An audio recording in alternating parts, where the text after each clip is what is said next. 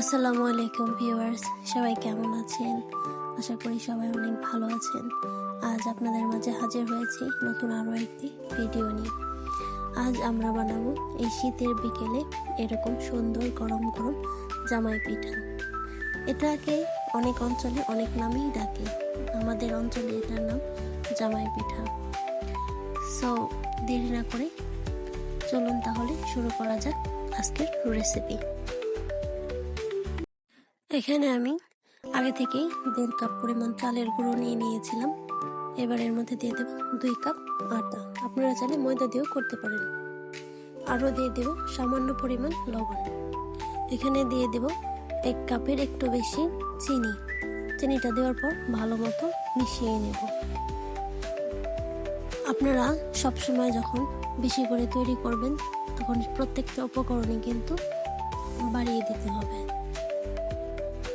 এবার এখানে কুসুম গরম পানি দিয়ে দিব অল্প অল্প করে। ব্যাটারটা আমাদের অনেক ঘন করে তৈরি করতে হবে। খেয়াল রাখতে হবে কোনো মতে যেন ব্যাটারটা পাতলা না হয়, কারণ পাতলা হলে যে পিঠার যে শ্বাসটা আছে সেটার মধ্যে লাগবে না। যখন সামান্য একটু পানি দিয়ে ব্যাটারটা তৈরি করবেন তখন ওর মধ্যে 2টো ডিম দিয়ে দিবেন। আপনারা চাইলে ডিমটা বাড়িয়েও কমিয়ে নিতে পারেন। এখানে আমার ডিমটা স্কিপ হয়ে গেছে। এখানে আমার ব্যাটারটা তৈরি হয়ে গেছে, দেখতেই পাচ্ছেন কেমন ঘন করে তৈরি করেছি। এবার আমি গ্যাসটা অন করে দিয়েছি। এবার একটা কড়াই নিয়ে নিয়েছি। এই কড়াইয়ের মধ্যে এবার তেলটা দিয়ে দেব। এবার কড়াইয়ের মধ্যে সে পিঠার শাঁসটাও দিয়ে দেব। তেলটা এবং এই শাঁসটাও ভালো মতো গরম করে নিব। খেয়াল রাখতে হবে শাঁসটা কিন্তু গরম হলেই তবেই ব্যাটারের মধ্যে লাগবে।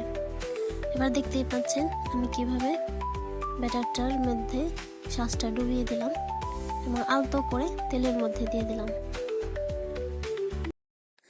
এবার এটাকে একটু উল্টে পাল্টে নেড়ে চেড়ে ভেজে নেব। দেখতেই পাচ্ছেন পিঠাটা ভাজা হয়ে গেছে, ব্রাউন কালার হয়ে এসেছে। এবার আমি এটাকে নামিয়ে নেব। আপনারা দেখতেই পেলেন যে আমি কিভাবে পিঠার শাঁসটা ব্যাটারের মধ্যে ডুবিয়েছি।